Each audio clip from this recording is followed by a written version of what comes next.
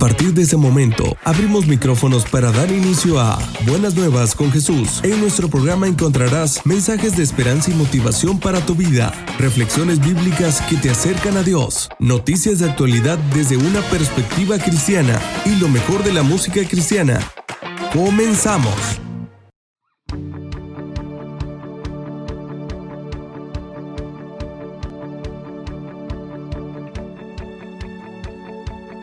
Hola, ¿qué tal mis queridos amigos y hermanos? Bienvenidos a otra emisión más de Buenas Nuevas con Jesús. Hoy estamos a punto de iniciar un recorrido precioso a través de las Escrituras, hablando sobre la profundidad y la sabiduría de la palabra de Dios. Me refiero a los tipos y sombras del Antiguo Testamento y su cumplimiento en el Nuevo Testamento. Este concepto es una guía que nos va a servir como si fuera una brújula a lo largo de toda la historia bíblica, mostrándonos cómo todo apunta a Jesucristo y su obra redentora. Prepárate entonces, mi querido amigo y hermano, para descubrir cómo el Señor en su infinita sabiduría sembró semillas de revelación desde tiempos inmemoriales, semillas que florecen en el Nuevo Testamento, dándonos pues una visión completa de su plan para esta humanidad. Y antes de que entremos en materia, es importante entender qué son los tipos, qué son las sombras.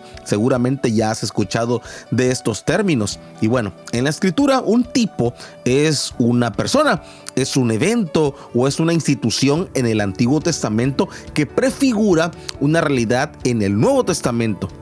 Y bueno, la sombra es una imagen borrosa de algo que está por venir todavía, que se materializa claramente en la revelación de Cristo. Así que cuando estamos hablando de tipos y estamos hablando de sombras, estamos entonces hablando de anticipaciones divinas, por así decirlo, de señales que apuntan a una mayor verdad revelada en la persona de Cristo. Imaginemos un ejemplo sencillo. Cuando ves la sombra de un árbol, sabes que hay un árbol real proyectando esa sombra. Aunque no puedes ver el árbol completamente, pues estás viendo que por la sombra pues ya te das una idea de qué es lo que está poniendo esa sombra. De esa misma manera, en el Antiguo Testamento encontramos sombras de lo que Cristo haría, de lo que Cristo sería más adelante. En el Nuevo Testamento vemos la realidad completa de la vida y obra de Jesús. En el Antiguo Testamento hay ocasiones en que no lo vemos tal y como es, pero sí nos damos una idea y podemos entonces mirar hacia atrás y ver cómo él estaba presente desde el principio, preparando el camino para la redención. Ahora, podrías tú preguntarte, ¿por qué es importante para nosotros hoy estudiar estos tipos y sombras? Bueno, la respuesta es simple, pero también significativa, porque nos ayuda a ver la coherencia y la unidad de la Biblia. Nos muestra que la historia de la redención no es un plan improvisado, sino que fue diseñado desde la eternidad por un Dios que nos ama profundamente.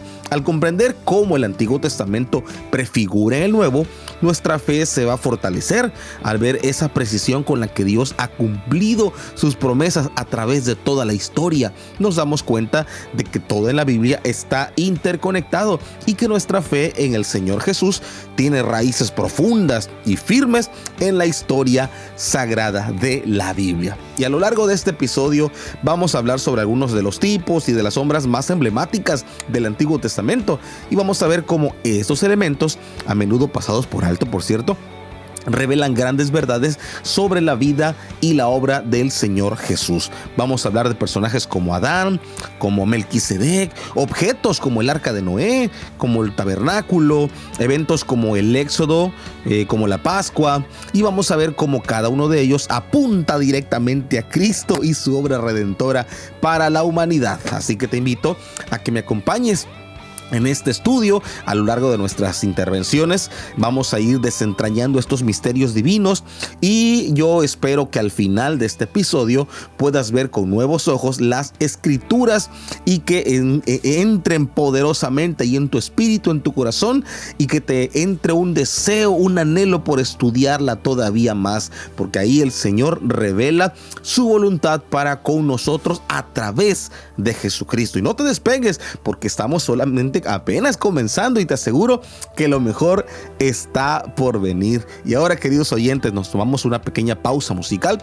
Recuerda que estamos transmitiendo en vivo para todo el mundo en www.zonagospel.net y en FM gracias a nuestras radios afiliadas. Saludamos a Radio Redentor en el 107.1 de FM Veracruz, México, Misión Vida Radio, Frecuencia Celestial 92.1 FM en Radio Interactiva del Perú, Radio Vida 95.5 FM en Huánuco, Perú, Voz Divina Radio en Argentina y ADN Radio en El Salvador. No te vayas, ya regresamos después del corte musical. Estás escuchando Buenas Nuevas con Jesús. En un momento regresamos.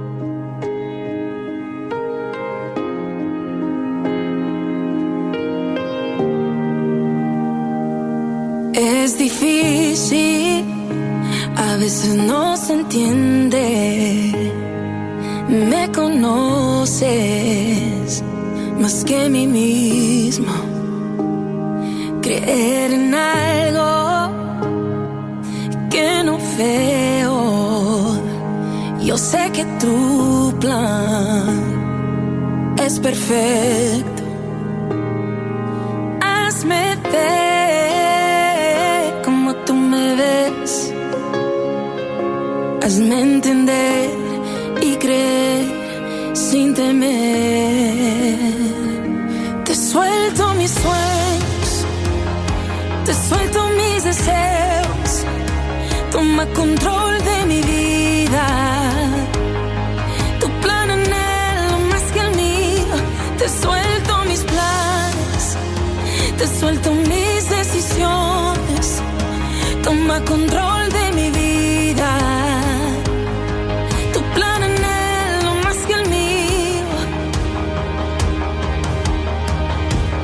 Es difícil, a veces no se entiende. Me conoces más que a mí mismo.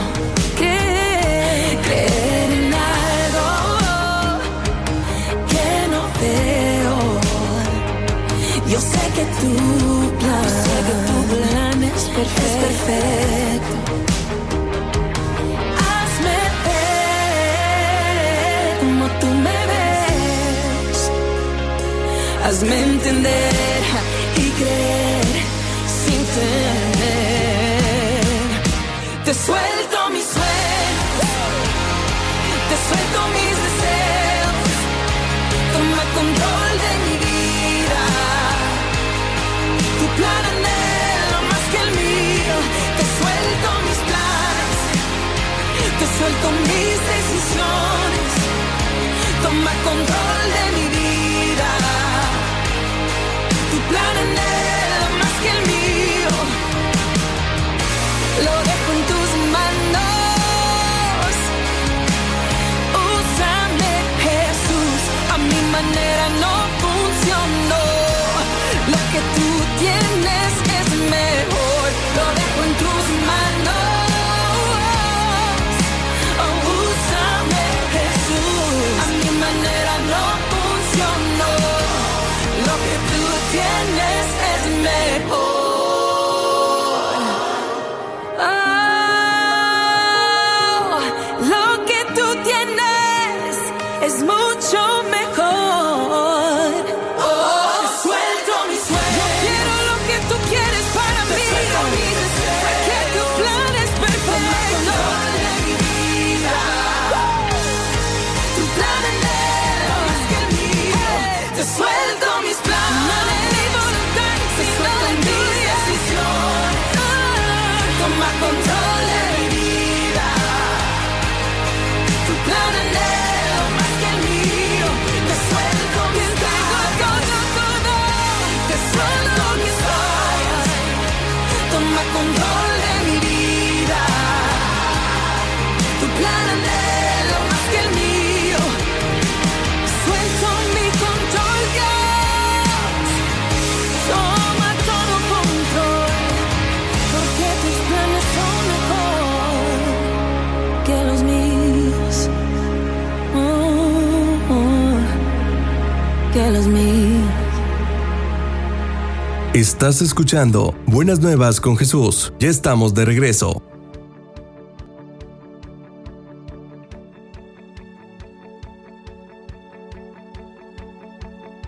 Qué alegría que sigas con nosotros en Buenas Nuevas con Jesús.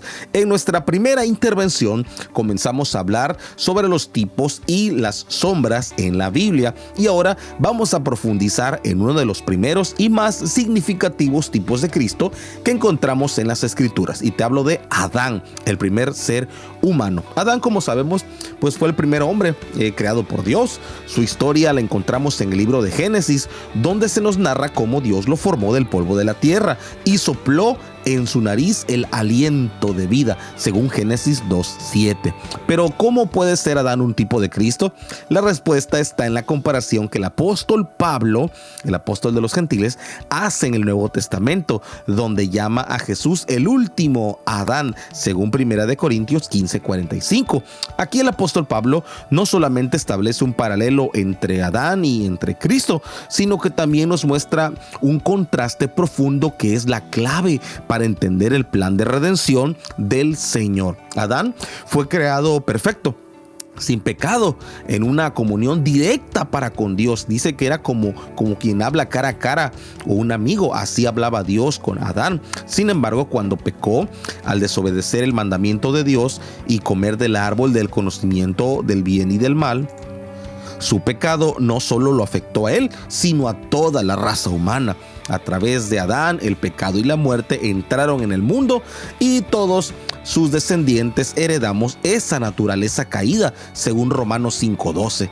Aquí es donde entra Cristo, el último, el postrer Adán. Así como el primer Adán trajo la muerte, Jesús, a través de su vida y su muerte y su resurrección, trajo vida eterna. Donde Adán falló, donde Adán pecó, Cristo triunfó, restaurando lo que se había perdido.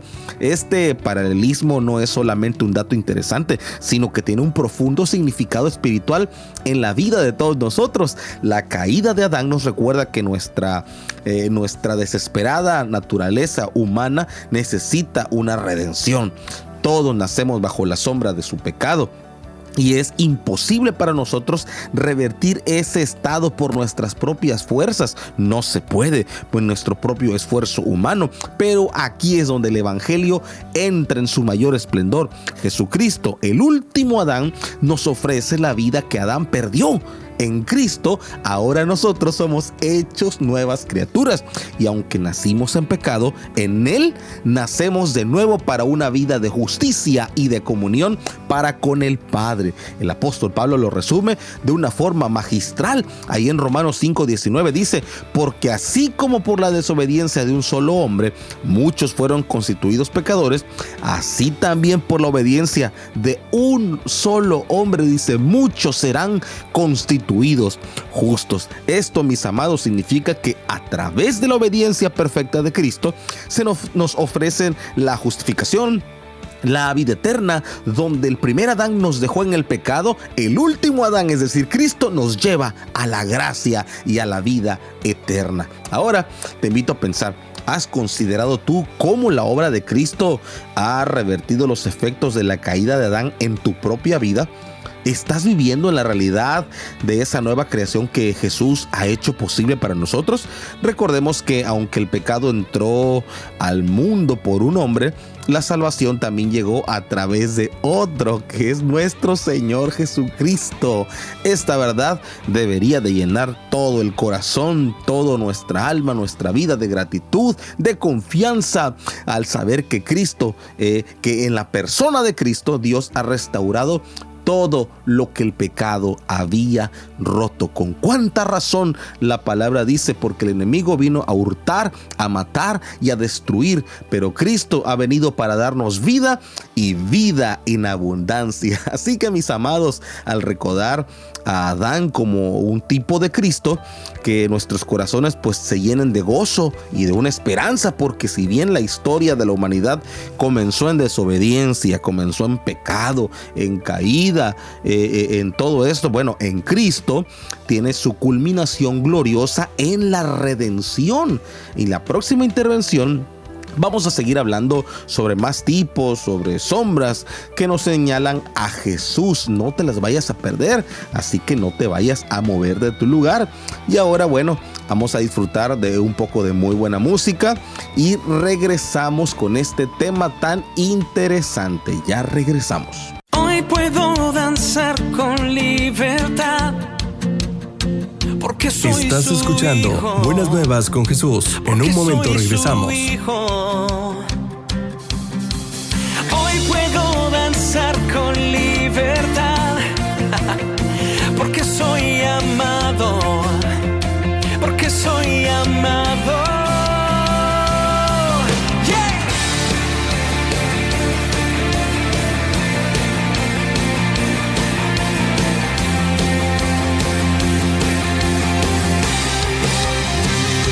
Podemos sentir tu gozo, podemos sentir tu río.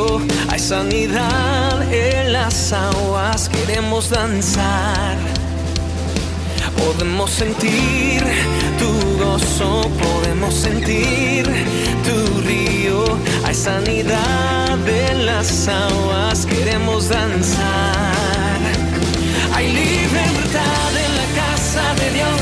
Hay libertad en la casa de Dios. Hay libertad. Hay libertad. Hay libertad en la casa de Dios.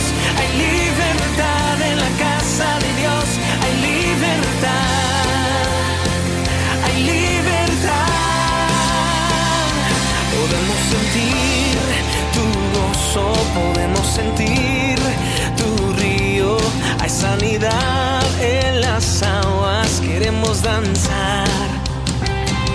Podemos sentir tu gozo, podemos sentir tu río y hay sanidad en las aguas, queremos danzar. Hay libertad en la casa de Dios, hay libertad en la casa de Dios, hay libertad, hay libertad,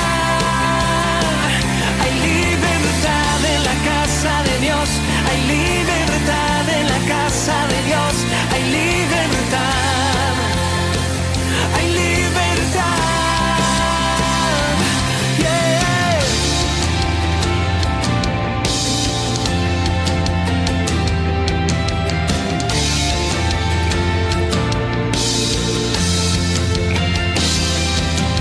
Hay libertad en la casa. Hay libertad al danzar. Hay libertad en la casa. Hay libertad al danzar. Hay libertad en la casa de Dios. Hay libertad en la casa de Dios. Hay libertad.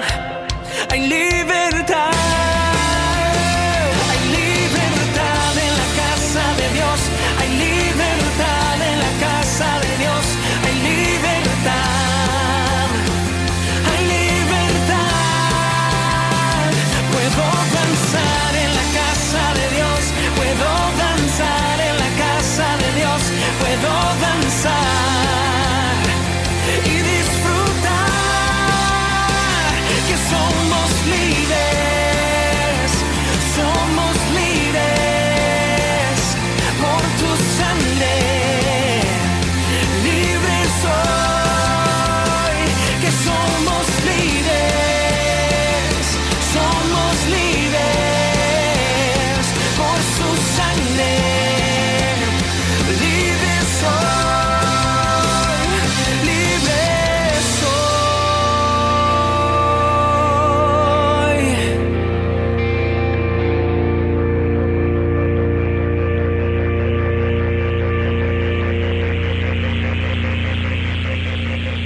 Estás escuchando Buenas Nuevas con Jesús. Ya estamos de regreso.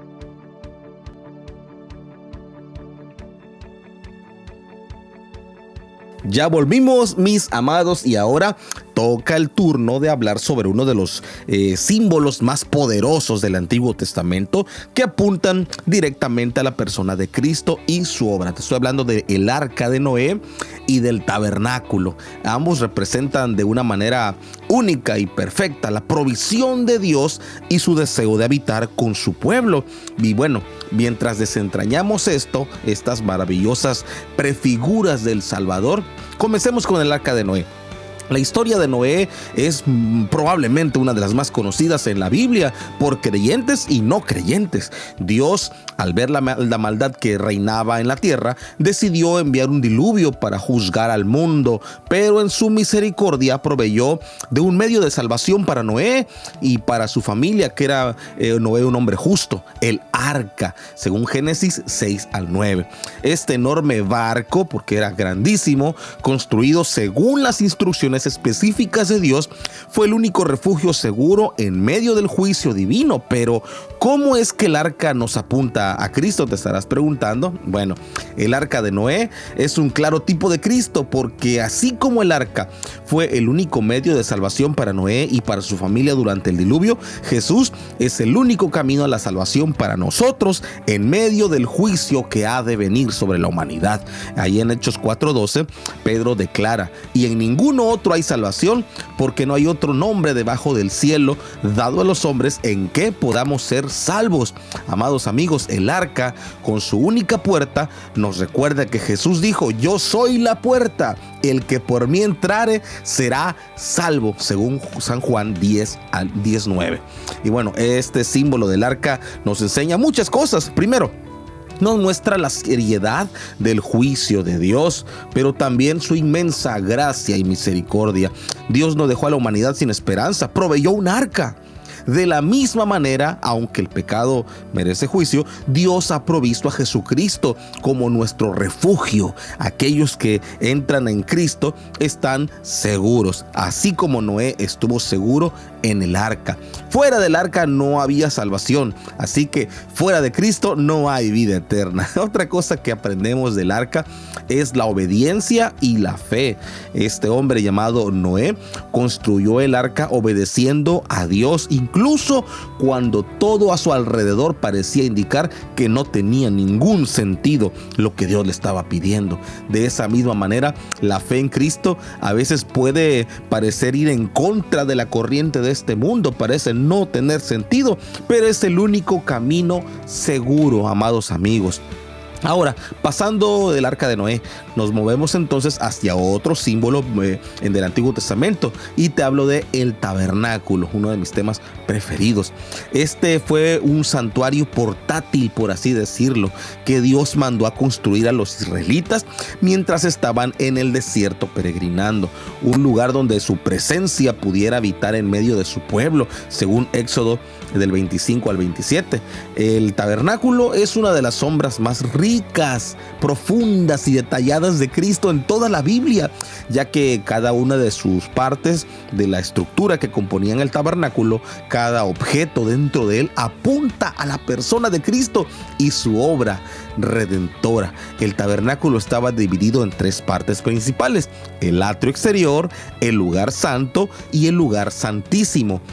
Cada una de estas áreas pues tiene un significado grande en relación con Cristo. El atrio, donde se encontraba el altar del sacrificio, nos habla del sacrificio de Cristo por nuestros pecados.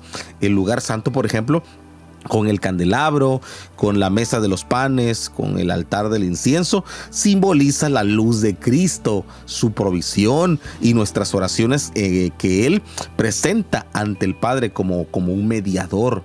Y finalmente, el lugar santísimo, donde estaba el arca del pacto, representa la presencia misma de Dios. Solamente el sumo sacerdote podía entrar una vez al año, pero gracias a Cristo, nuestro sumo sacerdote, tenemos acceso directo a la presencia de Dios en todo momento, según Hebreos 10 del 19 al 20. Y bueno, este tabernáculo también nos enseña que Dios no solamente desea salvarnos, sino también desea habitar con nosotros. Ahí en San Juan 1:14 se nos dice que el verbo se hizo carne, dice, y habitó entre nosotros. La palabra habitó en griego literalmente significa tabernáculo. Jesús es el verdadero tabernáculo, la presencia de Dios con nosotros. Y hoy, por medio del Espíritu Santo de Dios, el Señor no solamente habita entre nosotros, sino a través de nosotros, dentro de nosotros. Además, el diseño del tabernáculo nos enseña sobre la santidad del Señor y la necesidad de purificación para entrar en su presencia. A través del sacrificio de Cristo hemos sido nosotros purificados y ahora somos templo del Espíritu Santo, según 1 Corintios 6:19. Esto nos llama a vivir unas vidas santas, piadosas y reflejando la presencia de Dios en nosotros, en nuestra vida diaria. Así que, mis amados, mientras hablamos sobre el arca de Noé, sobre el tabernáculo, yo te animo a considerar cómo está tu relación con Cristo. ¿Has encontrado en Él tu refugio seguro como lo fue el arca de Noé? ¿Estás viviendo en la realidad que Dios desea para ti? ¿Estás consciente de que Dios habita en ti, así como lo hizo en el tabernáculo? Recordemos que en Cristo tenemos todo lo que necesitamos: salvación, sanidad, protección, la presencia misma del Padre con nosotros. Con estas imágenes poderosas ya en tu mente, vamos a seguir adelante con este tema, pero primero vamos a un corte musical y ya volvemos.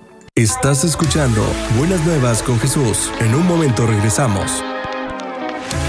¿Quién soy yo para señalar a aquel que ha caído y beber de esta copa de ignorancia?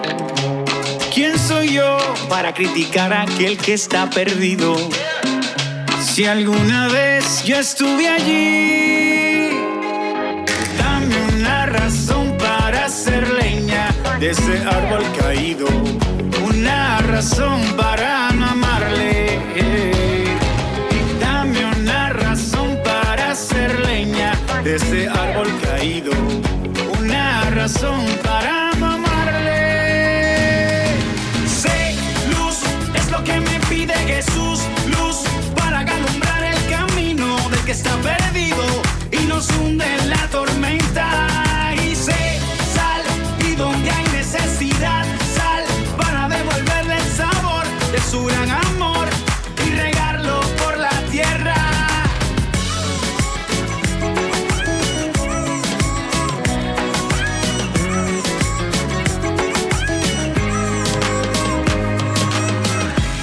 ¿Quién soy yo para destruir lo que Dios restaura y olvidar su misericordia?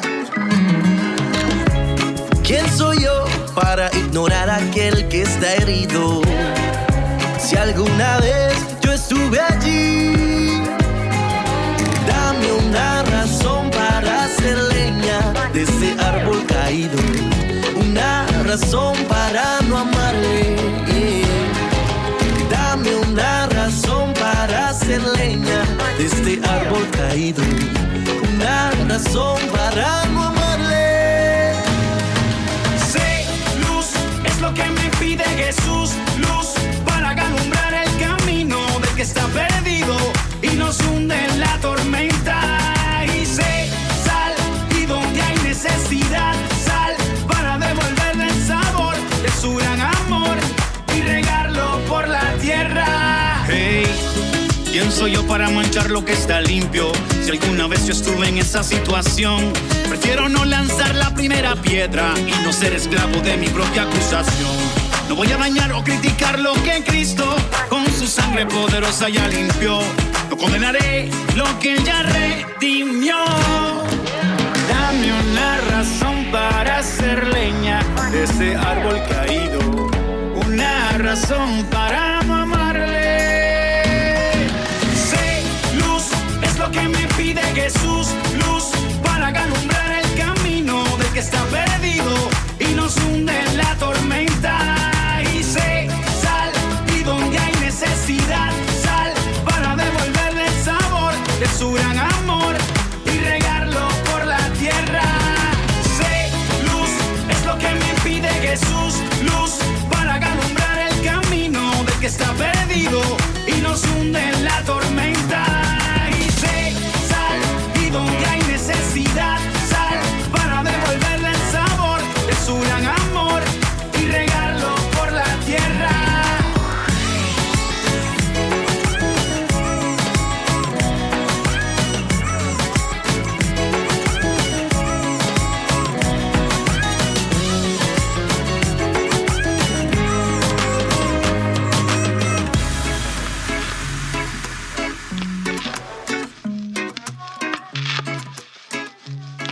Estás escuchando Buenas Nuevas con Jesús. Ya estamos de regreso. Saludos de nuevo, mis queridos amigos y hermanos en Cristo. Gracias por todavía estar con nosotros en este estudio sobre los tipos y sombras en el Antiguo Testamento, aquí en tu programa Buenas Nuevas con Jesús. Ya vimos cómo Adán, el arca de Noé y el tabernáculo apuntan a Cristo. Ahora vamos a hablar sobre dos figuras más que revelan aspectos también cruciales de la persona y la obra de nuestro Señor. Te estoy hablando de Melquisedec y de la Pascua. Vamos a hablar. Ambos nos muestran diferentes facetas de la misión redentora de Jesús. Una habla de su sacerdocio eterno y la otra de su sacrificio perfecto. Comencemos entonces con Melquisedec, un personaje muy misterioso que aparece muy brevemente en la Biblia, pero su impacto es inmenso hasta el día de hoy. La historia de Melquisedec la encontramos allá en Génesis 14, del 18 al 20, donde se le presenta como el rey de Salem y sacerdote del Dios Altísimo. Después de que Abraham derrota a varios reyes, Melquisedec lo encuentra y le ofrece pan y vino, bendiciéndolo de esa manera, pues en el nombre de Dios. Abraham, reconociendo la grandeza de este personaje llamado Melquisedec, le da el diezmo de todo, dice, de todo lo que había ganado. Pero ¿quién es Melquisedec? ¿Por qué un tipo de Cristo? La clave está en el libro de los Hebreos, es decir, ya en el Nuevo Testamento. Me lo mencionan en el Antiguo, pero se revela en el Nuevo, en el libro de los Hebreos, donde se nos dice que Jesús es sacerdote según el orden de Melquisedec. Eso está en Hebreos 7:17. A diferencia del sacerdocio levítico, por ejemplo, que era temporal y basado en la descendencia, el sacerdocio de Melquisedec es eterno y no es basado en el linaje, es decir, en la descendencia, sin la autoridad directa de Dios. Melquisedec sin genealogía, dice la Biblia. No se registra genealogía, ni principio, dice, ni fin de días. ¡Wow! Es una figura que representa a Cristo como nuestro sumo sacerdote eterno. El sacerdocio de Cristo, según el orden de Melquisedec, nos asegura a nosotros que su obra es eterna y perfecta. A diferencia de los sacerdotes del Antiguo Testamento que tenían que ofrecer sacrificios continuamente, Jesús ofreció, dice la Biblia, un solo sacrificio perfecto, el de sí mismo, que es suficiente para todos los tiempos, dice Hebreos 7:27. Melquisedec también aparece ofreciendo pan y vino, lo que algunos ven como una prefiguración de la Santa Cena, donde Jesús instituyó allá en el Nuevo Testamento con su cuerpo y su sangre, allá con sus discípulos. Y bueno, ese tipo del que estamos hablando nos muestra que Jesús no es solamente un sacerdote temporal, que es decir, nada más por un momento. No. Cumple un pacto eterno y es mediador ante Dios. Él vive para interceder por nosotros, según Hebreos 7:25, y su sacrificio no necesita ser repetido una sola vez, dice la Biblia, una sola vez y para siempre. Y con eso tuvimos nosotros toda la humanidad para que se perdonaran los pecados pasados, presentes y futuros. Nosotros como creyentes podemos acercarnos a Dios con plena confianza, sabiendo que nuestro sumo sacerdote es perfecto, es sin pecado y vive por los siglos de los siglos para siempre. Gloria a Dios. Ahora vamos a pasar a uno de los eventos también importantes del Antiguo Testamento, la Pascua. Este evento, que marcó la liberación del pueblo de Israel de la esclavitud de Egipto, es una de las sombras más claras de la obra de Cristo en la cruz. ¿Por qué? Pues la historia de la Pascua se encuentra ahí en Éxodo 12, donde Dios instituye a los israelitas un pacto que es un sacrificio de un cordero sin defecto, dice la Biblia, y poner su sangre en los postes y en el dintel de sus puertas. Esa noche, cuando el ángel de la muerte pasó por Egipto, las casas cubiertas por la sangre de ese cordero sin mancha fueron libradas del juicio. Es decir, cuando el ángel pasaba por las casas y veía que estaba la sangre de ese cordero por toda la puerta, lo pasaba por alto. Eso es lo que significa Pascua, pasar por alto. La Pascua pues es un tipo de Cristo, porque ese cordero sacrificado apunta directamente a la persona de Cristo, quien es llamado el Cordero de Dios que quita el pecado del mundo, según Juan 1:29. Así como la sangre del cordero libró a los israelitas de la muerte, la sangre de Cristo nos libra de todo pecado y de la muerte eterna. El apóstol Pablo dice en 1 Corintios 5:7, porque nuestra Pascua, que es Cristo, ya fue sacrificada por nosotros. Entonces, amigos, eso significa que el sacrificio de Jesús es el cumplimiento de lo que la Pascua prefiguraba, la liberación del juicio de Dios a través de la muerte de un sustituto perfecto. El hecho de que ese cordero debía ser sin defecto nos habla obviamente de la perfección sin pecado que Cristo tenía, quien fue el cordero sin mancha y sin contaminación, según 1 Pedro 1:19. La sangre aplicada en las puertas simboliza la necesidad de que cada uno de nosotros aplique la sangre de Cristo a nuestras vidas para poder ser salvos. No es suficiente saber sobre el sacrificio de Jesús, necesitamos recibirlo, necesitamos confiar en Él personalmente para que su obra tenga efecto en nuestra vida.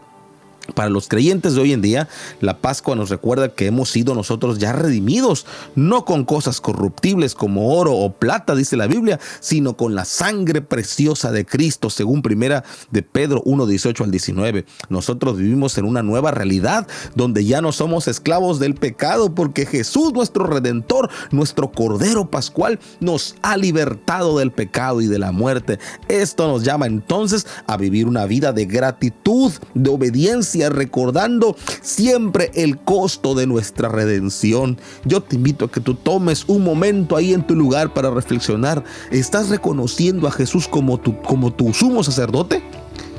¿El que intercede por ti? De día y de noche, dice la Biblia.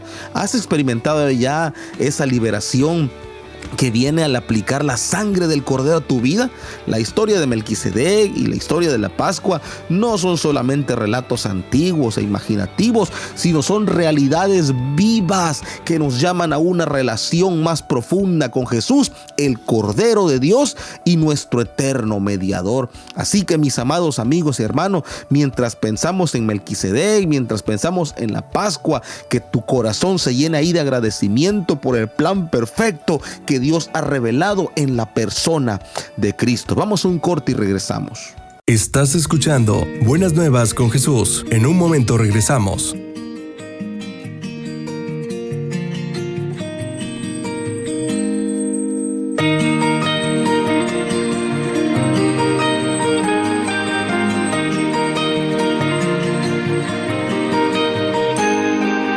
Hoy me desperté con un concierto con el sol. Aunque había silencio, se escuchaba una canción llena de colores y de luz, pues pensaba en ti, pensaba en ti. Fueron melodías que escuchó mi corazón, la creación a ti cantaba al unísono, anunciando al Rey de la creación. Pues pensaba en ti, pensaba en ti. Uno mi voz al concierto de voces que cantan, te quiero adorar. Canto de tus maravillas, tu misericordia, de tu gran amor.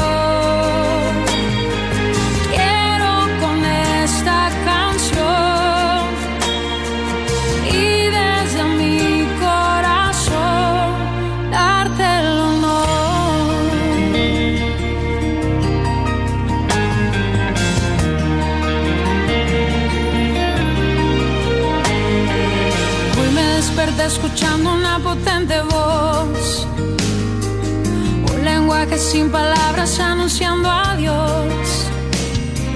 De un extremo al otro resonó, era la creación, toda la creación. Uno mi voz al concierto de voces que cantan.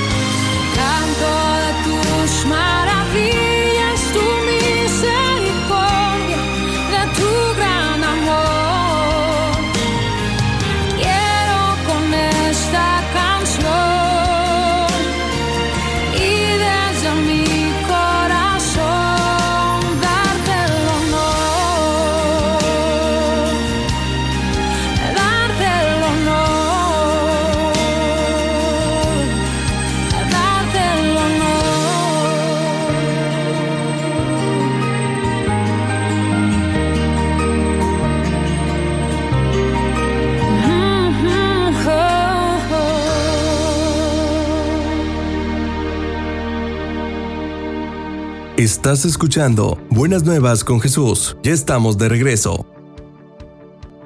Mis amados oyentes, ya regresamos a Buenas Nuevas con Jesús y yo espero que tú estés disfrutando tanto como yo de este tema sobre los tipos y sombras del Antiguo Testamento que nos apuntan a Jesucristo. Y ahora, en esta intervención vamos a hablar sobre dos símbolos más que revelan poderosamente la provisión y la salvación que vamos a encontrar en Cristo. Te hablo del maná y la serpiente de bronce. Ambos son un recordatorio de cómo el Señor provee para nuestra necesidad y cómo en la persona de Cristo encontramos la solución definitiva para el problema del pecado. Vamos a comenzar con el maná, ese misterioso alimento que Dios proveyó diariamente para los israelitas durante su travesía por el desierto. La historia del maná la encontramos ahí en Éxodo 16, donde el Señor, en respuesta a las quejas de su pueblo, envió pan del cielo para sustentarlos. Cada mañana el maná caía con el rocío, dice la Biblia, y los israelitas lo recogían para alimentarse. Este pan era su único sustento diario, un milagro que duró, dice la Biblia, 40 años hasta que entraron a la tierra prometida. Pero este maná no era solamente una provisión física. Ahí en el Nuevo Testamento Jesús lo interpreta como un tipo de él mismo. Según San Juan 6:32 al 35, el maestro dice: de cierto os digo, no os dio Moisés el pan del cielo, mas mi Padre os da el verdadero pan del cielo, porque el pan de Dios es aquel que descendió del cielo y da vida al mundo. Y luego declara: yo soy el pan de vida, el que a mí viene nunca tendrá hambre, dice el Señor. El maná, entonces, amigos, es un tipo de Cristo en muchos aspectos. Primero, así como el maná fue un regalo de Dios del cielo para alimentar a su pueblo, Jesús es el don de Dios que vino del cielo para darnos vida eterna. Segundo, así como el maná debía ser recogido y comido diariamente, todos los días, todo el tiempo, nuestra relación con el Señor tiene que ser diaria. No es cada domingo, ni cada 2 meses, es diaria. No basta con conocer de Él de una manera informativa o histórica. Necesitamos alimentarnos de su palabra y de su presencia constantemente para tener una vida victoriosa. El maná también, amigos, nos enseña sobre la suficiencia de Cristo. Así como el maná era todo lo que los israelitas necesitaban para su sustento, de esa misma manera Cristo es todo lo que necesitamos para nuestra vida diaria espiritual. Él es el pan de vida que satisface completamente nuestras almas en este mundo lleno de cosas que te prometen según satisfacer tus necesidades, pero que te dejan un vacío en el corazón. Jesús nos invita a encontrar en Él la satisfacción plena.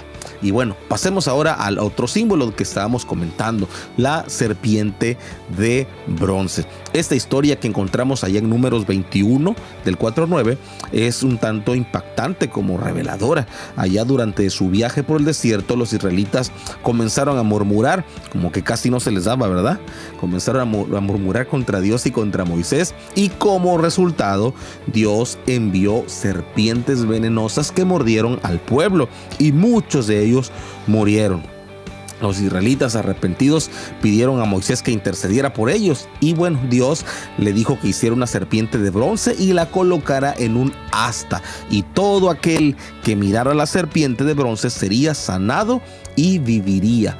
Esa serpiente de bronce es un tipo de Cristo Jesús, que él mismo explicó ahí en Juan 3 del 14 al 15, dice la Biblia: y como Moisés levantó la serpiente en el desierto, así es necesario que el Hijo del Hombre sea levantado, para que todo aquel que en él cree no se pierda, mas tenga vida eterna. Al igual que la serpiente de bronce fue levantada para que los israelitas, mordidos por aquellas serpientes venenosas, pudieran ser sanados, Jesús mismo fue levantado en la cruz para que aquellos que han sido mordidos por el pecado, por el enemigo, puedan mirar hacia Él, es decir, hacia Cristo, y sean salvos. Este símbolo es poderoso porque en el Antiguo Testamento la serpiente era un símbolo de pecado y de juicio. El hecho de que los israelitas tuvieran que mirar a una serpiente de bronce para ser sanados nos señala a Cristo, quien, aunque sin pecado, fue hecho pecado, dice la Biblia, por nosotros, nosotros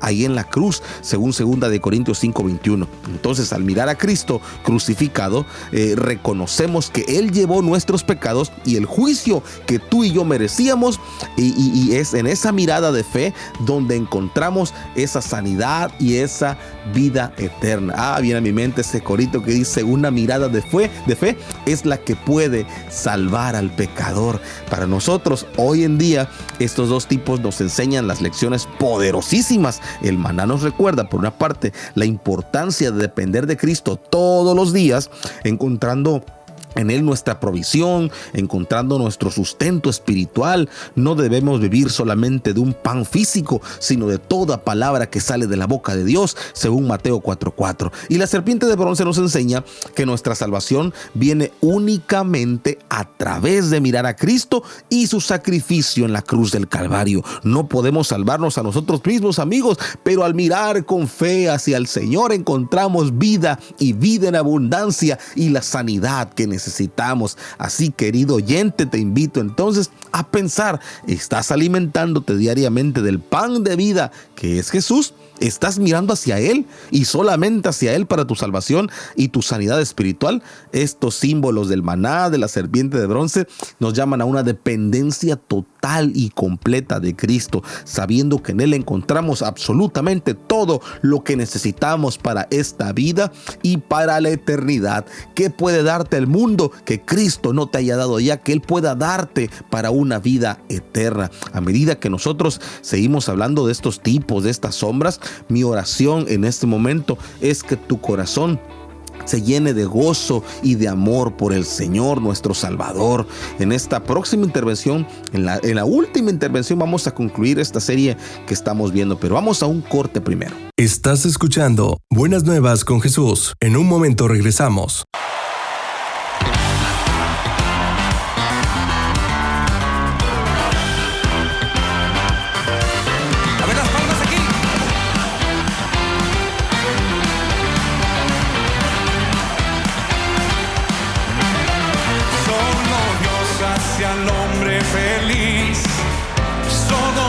Hacia el hombre feliz, la vida pasa, todo se acaba, solo Dios hacia el hombre. ¿Quién se la sabe? Solo Dios hacia el hombre feliz, solo Dios hacia el hombre feliz, la vida pasa, todo se acaba, fuerte, solo Dios hacia el hombre feliz.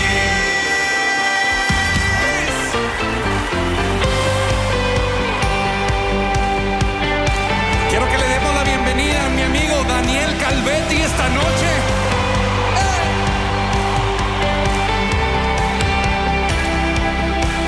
Una mirada de fe es la que puede salvar al pecador.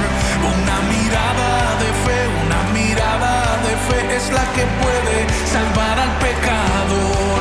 Y si tú vienes a Cristo Jesús, como dice, Él te perdonará, porque una mirada de fe es la que puede salvar al pecador.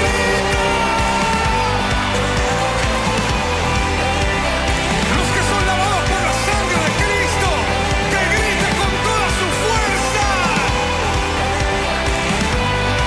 Y si tú vienes a Cristo Jesús, Él te perdonará, porque una mirada de fe es la que puede salvar al pecador.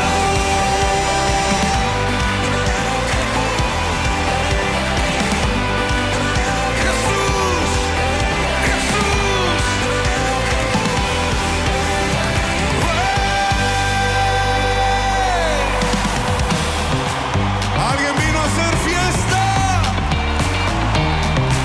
Denle la bienvenida a Ingrid Rosario. ¡Vamos!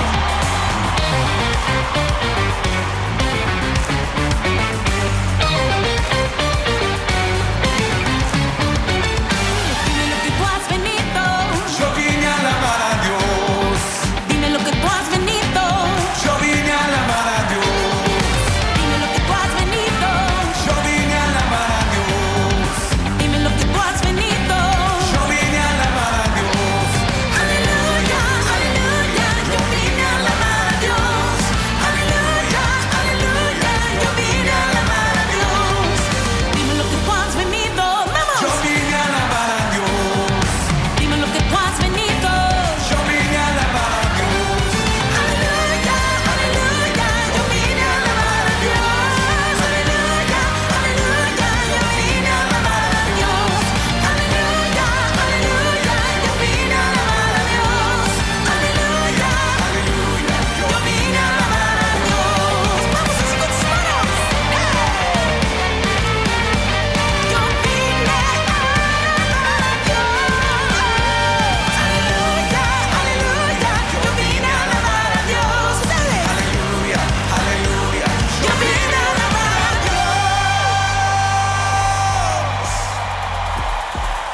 ¿Alguien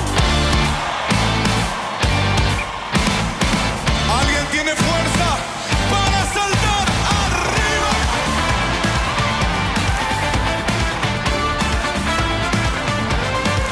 En el principio el Espíritu de Dios se movía sobre las aguas. En el principio el Espíritu. Estás escuchando Buenas Nuevas con Jesús. Ya estamos de regreso.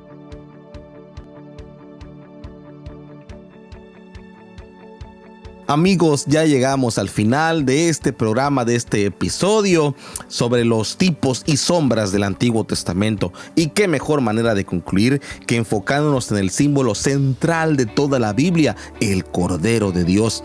Durante nuestras intervenciones pasadas ya vimos cómo cada uno de estos tipos apunta a Cristo y a su obra redentora. Y ahora nos vamos a centrar en el Cordero sacrificial, un símbolo que se encuentra en el corazón del mensaje bíblico y que nos lleva directamente a la cruz de Cristo. Desde los primeros capítulos de Génesis, el Cordero aparece como un símbolo de sacrificio y de redención. Allá cuando Adán y Eva pecaron, Dios proveyó de pieles para cubrir su desnudez. Obviamente implicó eso el sacrificio de un animalito, según Génesis 3:21. Este acto de sacrificio inicial pues prefiguró el sistema sacrificial que desarrollaría en el Antiguo Testamento, donde el Cordero jugaría un papel central y primordial. Uno de los momentos más significativos y emblemáticos es en relación con el Cordero. Lo encontramos ahí en la historia de Abraham y de Isaac. Dios pidió a Abraham que sacrificara a su único hijo Isaac, pero en el último momento proveyó de un carnero como un sustituto, según Génesis 22:13. Este carnero no solo salvó la vida de Isaac, sino que apuntó proféticamente al Cordero de Dios, quien vendría en el sustituto, en el último final, para salvarnos a nosotros. El Cordero sacrificial pues se convierte de esta manera en un tema dominante en el sistema de sacrificios del antiguo Israel. Cada día los sacerdotes ofrecían corderos en sacrificio por los pecados del pueblo, especialmente durante la Pascua, cuando un cordero sin defecto debía ser sacrificado y su sangre aplicada en las puertas de los israelitas, como hablamos en la tercera intervención. Este sacrificio pascual no solo conmemoraba la liberación de Egipto, sino que prefiguraba la liberación definitiva que iba a venir a través del sacrificio de Cristo. Así como cuando Juan el Bautista lo vio al Señor y proclamó: este es el Cordero de Dios que quita el pecado del mundo. Y con estas palabras Juan el Bautista declaró que Jesús es el cumplimiento de todos los sacrificios del Antiguo Testamento. Él es el Cordero perfecto, Él es el Cordero sin mancha, sin defecto, que fue inmolado en la cruz para expiar nuestros pecados. Su sacrificio es el último y definitivo, y a través de su sangre derramada somos redimidos nosotros y reconciliados para con el Padre. El Cordero entonces es un símbolo poderoso, no solamente por lo que representa en la historia de la redención, sino que también por lo que significa para nuestras vidas hoy. En Cristo, el Cordero de Dios, encontramos el cumplimiento de cada promesa que ha hecho el Padre a nuestra vida.